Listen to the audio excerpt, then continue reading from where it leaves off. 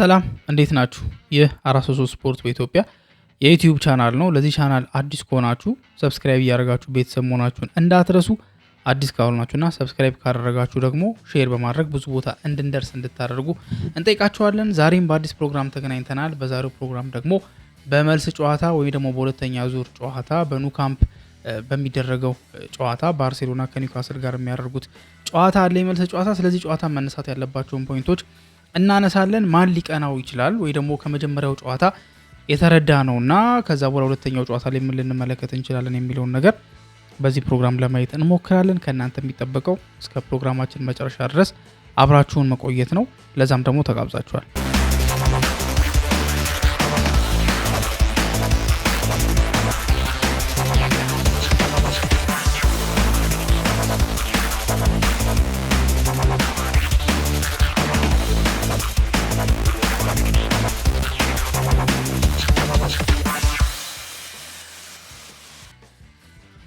ባርሴሎና ከኒውካስል ጋር የሚያደርጉት ጨዋታ መጀመሪያ ላይ ከተደረገው እንቅስቃሴ ወይ ደግሞ መጀመሪያ ላይ ከነበረው ጨዋታ አንፃር ይሄኛው ጨዋታ ምን ሊመስል ይችላል የሚለውን ነገር መገመት ወይም ደግሞ አናላይዝ ማድረግ ቀድመን መናገር የምንችልባቸው አጋጣሚዎች አሉ። በእርግጥ የመጀመሪያው ዙር ጨዋታ ላይ በሴንት ጄምስ ፓርክ የተደረገው ጨዋታ ባርሴሎና ነጥብ ይዞ የወጣበትን መንገድ ተመልክተናል። አንድ ነጥብ ማለት አቻ ሆኖ ማለት ነው። ያው ነጥብ የለውም አይደል? ስለዚህ አቻ ሆኗል ማለት ጨዋታውን 0-0 ወደ የመመለስ አጋጣሚን ይዞ ነው ወደ ሜዳው የተመለሰው። በፊት ቢሆን አንድ ጎል አድቫንቴጅ ስለነበረው ጭራሽ ከሜዳው ውጭ የተቆጠረው ጎል ይቆጠራል፣ እንዳሸነፈ ነው የሚቆጠረው። ለምን በዛው ቢያልቅ 2-1 በሆነ ውጤት ያኛው ቡድን ያሸነፈበት አጋጣሚ ነው የሚፈጠረው። ግን ደግሞ 1-1 ማለት ግን 0-0 ከማለት ጋር ምንም የሚለይ ነገር የለውም። ለውጥ የለውም። የጎል ጉዳይ ነው የሚለያቸው። ኑ ካምፕኑ ላይ በሚደረገው ጨዋታ ላይ ሃንስ ፍሊክ በመጀመሪያው ጨዋታ ያሳየው ያጫወት ስታይል ነበር። ብዙም ያልተለመደ አይነት ወይ ደግሞ ሃንስ ፍሊክ ሊጫወት ይችላል ብለን ያልገመት ነው አይነት ጨዋታ ነበር ተከትሎ የነበረው። ያም ፍጹም ጥንቃቄን ያስቀደመ በጥንቃቄ የተሞላ ጨዋታ ነበር የተመለከትነው። በጣም ጥንቃቄ አብዝቶ ነበር ሲጫወት የነበረው። ለምን ብዙ ኢንሴኩር የሚያደርጉት አጋጣሚዎች ነበሩ ከጨዋታቸው ጀምሮ። አንደኛ ከሜዳ ውጭ የሚደረግ ጨዋታ ቻምፒየንስ ሊግ ላይ ምን አለ መሰላችሁ? አዌይ ማቾች የምርም አዌይ ማች ናቸው። ምን ማለት ነው? አዌይ ማቾች የምርም አዌይ ማች ናቸው ማለት ምን ማለት ነው? በስነ ስርዓት ትልቅ ፈተና ነው ያለው። የምን ፈተና አለ? አንደኛ የካልቸር ልዩነት አለ። በሁለቱ በስፔን እግር ኳስና በእንግሊዝ እግር ኳስ መካከል ትልቅ የካልቸር ልዩነት አለ። በየምን ያህል ጊዜ ነው እነዚህ ቡድኖች የሚገናኙት? አይደለ? በየሆነ ሞመንት ነው የሚገናኙት። ስለዚህ ያለውን ቴምፖ ያለውን ፔስ መጠበቅ ወይንም ደግሞ ያንን ነገር መረዳት የሚቻል ነገር አይደለም። ስለዚህ የምርም አዌ ነው የሚያደርገው። አዲስ ኢንቫይሮንመንት ነው እንዳልኳችሁ። አንደኛ ከካልቸር አንጻር ከአጫወት ካልቸር አንጻር፣ ሁለተኛና ደግሞ ወሳኙ ነገር ብዙ ጊዜ ከስፔን የሚመጡ ተጫዋቾች ወይ ደግሞ ስፔናዊ ተጫዋቾች ከብራዚል የሚመጡ ተጫዋቾች ይሄ በቃ በአውሮፓ በጣም ፀሐያማ ከሚባሉ አካባቢ የሚመጡ ተጫዋቾች የሚያማሩትና በአንድ ድምጽ የሚስማሙበት አንድ በእንግሊዝ እግር ኳስ ያለ ችግር አለ። ምንድነው ያ ችግር? የአየር ንብረቱ በእንግሊዝ በጣም በቃ ይሄ ከስፔን የሚመጡ ተጫዋቾችን ከብራዚል የሚመጡ ተጫዋቾችን ይሄ ከሞቃታማ አካባቢ የሚመጡ ተጫዋቾችን የሚያማርር አይነት አየር ንብረት ነው ያለው አይደለ? ዝናብ በተደጋጋሚ ነው የሚዘንበው። በጣም ቀዝቃዛ ነው። ሜዳው እርጥበት ያለው ነው። በቃ ሁልጊዜ ፀሐይ የምትወጣው በጣም ከስንት ጊዜ አንዴ ነውና በጣም ነው የሚያማርሩት። በተለይ አንዳንድ ከተሞች ለምሳሌ ማንቸስተር ከተማ የሚታወቀው በዚህ ነው። ዝናብ ነው፣ አሁንም ዝናብ ነው፣ ከዛ ዝናብ ነው። ፔፕ ጋርዲዮላ በአንድ ወቅት ተናግሮ ነበር በዝናብ ላይ ዝናብ። ይሄ እነዚህ የሚመጡ ተጫዋቾች ከሞቃታማ አካባቢ የሚመጡ ተጫዋቾች፣ ብራዚላውያን ተጫዋቾች፣ ስፔናውያን ተጫዋቾች መጀመሪያ የሚያማሩት ነገር የሙቀቱን ጉዳይ የዝናቡን ጉዳይ፣ የብርዱን ጉዳይ። ለምን? እነሱ ሙቀት ላይ ስላደጉ፣ ሙቀት ላይ ስለተመቻቸው። ሙቀት ደግሞ ያው ፉትቦልን በትንሹም ቢሆን ተጫውታችሁ የምታውቁ ሰዎች በቀላሉ ትረዱታላችሁ። ሙቀት ነው የሚመቸው እግር ኳስ ለመጫወት።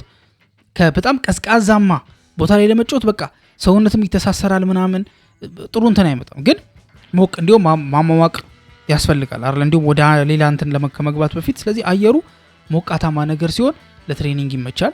በቃ ቀለል ብሏቸው ተጫዋቾች የሚለማመዱት። እንዲሁም አንዳንድ ጊዜ ለረፍት እንዲሁም ለትሬኒንግ ሞቃታማ አካባቢዎች ይመረጣሉ። ለምሳሌ ዱባይ ሄዳሉ ክለቦች።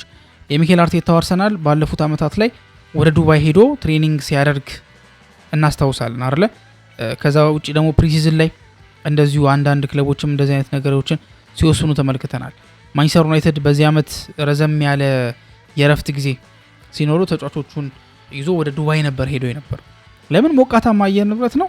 እዛ ላይ ደግሞ ትሬን ለማድረግ በጣም ይመቻል።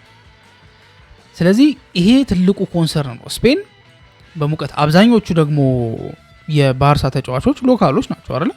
ሎካል ናቸው ማለት ለምሳሌ ላሚን ያማል እዛው አካባቢ ተወልዶ ያደገ ልጅ ነው። ያው ስፔን ውስጥ ተወልዶ ያደገ ልጅ ነው። ፔድሪ ስፔን ውስጥ ተወልዶ ያደጉ ልጆች ናቸው አይደል? ራፊኒያ ብራዚላዊ ነው። በብራዚል ሙቀት አካባቢ ነው ሞር ኤክሴል እያደረገ ወይ ደግሞ አድጎ ወደ ባርሴሎና መጥቶ የነበረው። በእርግጥ ራፊኒያ ወደ እንግሊዝ መጥቶ ያውቃል። የሊድስ ተጫዋች አልነበረ። ስለዚህ የእንግሊዝን አየር ንብረት ያውቀዋል በተወሰነ መልኩ። ግን ደግሞ አብዛኞቹ ግን ያን ነገር አያውቁትም እና ይሄን ነገር ዲፊውዝ ለማድረግ በሚል ሃንስ ፍሊክ ጥንቃቄ ነበር መርጦ የነበረው። መጠንቀቅ ነበር የፈለገው። ለምን? እንደሚያውቀው በጣም በሃይላይን እና በከፍተኛ የማጥቃት እንቅስቃሴ የሚሄድ ከሆነ አንደኛ ከልጆቹ ጋር በጉልበት አይመጣጠኑም። ሃንስ ፍሊክ ደግሞ የሚጠቀመው ደግሞ ያጨዋወት ስታይል ደግሞ በጣም ዲማንዲንግ ነው አይደለ? በጣም ፊዚካል ዲማንዲንግ አለው። ወደፊት በጣም መሄድ ያስፈልጋል፣ መሮጥ ያስፈልጋል፣ በፍጥነት መጓዘን ያስፈልጋል። ዲማንዱ ብዙ ነው፣ ቀላል አይደለም ዲማንዱ። ስለዚህ የሃንስ ፍሊክ ቡድን እንደዛ እያደረገ ነው የሚጫወተው ከሜዳው ውጪ። ለዛውም እንደ ኒውካስል አይነት ቡድን። ኒውካስል ማለት የፕሪሚየር ሊግ ቡድኖች በቃ ትክክለኛ ውክልና ያለው ቡድን ነው ማለት ይቻላል። ምናልባት ከአርሰናል እኩል ወይ ከአርሰናል ቀጥሎ ብቻ ከአርሰናል ጋር ተመሳሳይነት አላቸው። የእንግሊዝ ቡድን ምንድነው ልዩ የሚያደርጋቸው ነገር? በጣም ፊዚካል ባትል ያለው ጨዋታ ነው የሚጫወቱት። ፈጣን ናቸው። በፈጣን ትራንዚሽኖች የሚጫወቱ ናቸው። ረጃጅም ተከላካዮች፣ ረጃጅም የመሃል ሜዳ ተጫዋቾችን የያዘ ፈጣን ደግሞ የክንፍ ወይ ደግሞ የመስመር ተጫዋቾችን የያዘ ነው። ኒውካስል እንደሚታወቀው እንደነ አንቶኒ ጎርደን አይነት እንደነ ኤላንጋ አይነት የሚበሩ ተጫዋቾች እና ባርንስ አይነት ተጫዋቾችን የያዘ ለትራንዚሽን የሚሆኑ ደግሞ የትራንዚሽን ኳሶችን ማስነሳት የሚችሉ እንደነ ቶናሊ፣ እንደነ ጊማሬሽ፣ ጆይሊንተን፣ ዊሎክ፣ ራምሴ አይነት ተጫዋቾችን ደግሞ የያዘ ፊዚካሊ ስትሮንግ ረጃጅም ኳሶችን መጣል የሚችል ቡድን ነው ኒውካስል ማለት። ከዚህ ቡድን ጋር ሲጫወት በዛ መልኩ ነው ሊጫወት የሚችለው እንጂ ሙሉ በሙሉ አጥቃቢል ብዙም ኢፌክቲቭ ላይሆን ይችላል። ደግሞ ከሜዳው ውጪ ስለሆነ እንደምንም ብሎ ባቻ ውጤት እንኳን የሚለያይ ከሆነ ወይ ደግሞ በጠባብ የጎል ልዩነት ቢሸነፍ ይሄ 1-0 2-1 አይነት ሽንፈቶች አሏል። በዛ መጠን እንኳን ቢሸነፍ አይጎዳም ብዙም አይጎዳም። ለምን? በሜዳው የሚያደርገው ጨዋታ ላይ ወዲያው ባውንስ ባክ ማድረግ ይችላል እና ያን አስቦ በጥንቃቄ ነበር ሲጫወት የነበረው። ላሚን ያማልም የተናገረው ነገር ነበር ማለት አጨዋወታቸው በጣም ነው የሚገርመው። ምንም አይነት ፋታ አይሰጡም፣ ፕሪሚየር ሊግ ምንም አይነት ፋታ አይሰጡም እና ለቴክኒካል ተጫዋች በጣም ከባድ ነው። እንደ ብሩኖ ፈርናንዴዝ አይነት ይሄ ቴክኒካል ተጫዋች እንዴት አድርጎ በዚህ ሊግ ላይ በዛ ደረጃ ቴክኒካል ብቃቱን መጠቀምና ማውጣት እንደቻለ በጣም ነው የሚያስገርመው። በፍጹም ለዛ የሚሆን አይደለም ብሎ ራሱ ላሚን ያማል ራሱ ተናግሮ ነበር። ምናልባት በጨዋታው ካልተመቻቸው ተጫዋቾች ወይ ደግሞ ምቾት ካልተሰማቸው ተጫዋቾች መካከል ላሚን ያማል አንደኛው። ላሚን ያማልም ብዙ ምቾት አልተሰማውም ነበር በዛ ጨዋታ ላይ ማለት ነው። የባርሴሎና አጨዋወት በሴንት ጄምስ ፓርክ የነበረው ጥንቃቄን ያስቀደመ ነው የሚሆነው። በካምፕ ኑ የሚደረገው ጨዋታ ላይ ግን በዚሁ ጥንቃቄ ይቀጥላሉ ተብሎ ግን አይታሰብም። በተቃራኒው ግን ኤዲ ሃው ጥንቃቄን መምረጡ አይቀርም። ለምን? ባርሴሎና አክቹሊ አሁን ለማጥቃት ነው የሚገቡት በእርግጠኝነት በካምፕ ኑ በሚደረገው ጨዋታ። ኤዲ ሃው ማድረግ ያለበት ነገር ምንድነው? የመጀመሪያው የጨዋታ ፌዞች ላይ የመጀመሪያው የጨዋታ ደቂቃዎች ላይ በፍጥነት ጎል ለማስቆጠር መሞከር፣ በቃ በደንብ ወጥቶ ለማጥቃት መሞከር። ለምን? እንዳልኳችሁ ነው በመጀመሪያዎቹ ታይሞች ላይ ባርሴሎና ለማጥቃት ነው የሚጫወተው፣ ለመከላከል ምናምን ብዙም አይጫወትም። ሃንስ ፍሊክ ብዙም መከላከል ይሄ ጥንቃቄ ፉትቦል ብዙም አይመቸው። ሃይ ሪስክ ሃይ ሪዋርድ የሚባል አጨዋወትን ነው የሚጫወተው። ለዛም ነው እንደዛ አይነት ክሬዚ ሃይላይን ሰርቶ ቡድኖችን ጉድ ሲያደርግ የነበረው ወይ ደግሞ ችግር ውስጥ ሲያስገባ የነበረው በዛ ምክንያት ነው። አሁን በሜዳው የሚያደርገውን ጨዋታ በዛ ጥንቃቄ ልክ ይጫወታል ተብሎ አይታሰብም። ስለዚህ ኒውካስሎች ማድረግ ያለባቸው መጀመሪያ ባርሴሎና ለማጥቃት ስለሆነ የሚሄዱት ያቺ ጊዜ ፍጥነት አላቸው፣ ጉልበት አላቸው፣ ሎንግ ፓሶችን ማድረግ የሚችሉ ተጫዋቾች አሏቸው። ስለዚህ እነዛን ተጫዋቾች ተጠቅመው በፍጥነት ከባርሴሎና የተከላካይ ጀርባ ኳሶችን በመጣል ጎል ለማስቆጠር መሞከር አለባቸው። በእርግጠኝነት የባርሴሎና ሃይላይን በተደጋጋሚ የኒውካስል ተጫዋቾችን ኦፍሳይድ ሲያስገባ ወይ ደግሞ ሊጣስ ሲሞከር በዚህ ጨዋታ ልንመለከት የምንችልበት እድል ይኖራል ብዬ አስባለሁ። ምክንያቱም እንዳልኳችሁ ለማጥቃት ነው የሚገባው ሃንስ ፍሊክ፣ እያጠቃ ነው ሊጫወት የሚችለው። ስለዚህ ይሄን ነገር በብልጠት የኒውካስል ተጫዋቾች መጠቀም የሚችሉ ከሆነ ኒውካስል በደንብ አድርጎ ሊያልፍ የሚችልበትና ጎል ማስቆጠር የሚችልበት፣ አንድ ጎል ካስቆጠረ ደግሞ ወደ ውስጥ በጥልቀት በመጠቅጠቅ ምንም አይነት ጎል እንዳይገባ ሙከራ እንዳይደረግ መከላከል ይጠበቅባቸዋል ማለት ነው። ታዲያ በዚህ ጨዋታ ላይ ሻይል ሊያደርጉ ይችላሉ ተብሎ ከሚታሰቡት ተጫዋቾች መካከል አንደኛው ላሚን ያማል ነው። በመጀመሪያው ጨዋታ ሉዊስ ሆል ላሚን ያማልን ሆልድ አድርጎት ነበር፣ ወይ ደግሞ እንዳይጫወት በቃ እንዳይንቀሳቀስ አላፈናፍን ብሎት ነበር። ስለዚህ አሁን ደግሞ በባርሴሎና ሜዳ ሞር ባርሳ እያጠቃ ስለሚጫወት፣ ባርሳ ደግሞ ሞር እያጠቃ ነው የሚጫወተው ማለት ሞር ማን ኳስ ያገኛል? ላሚን ያማል ኳስ ያገኛል ማለት ነው።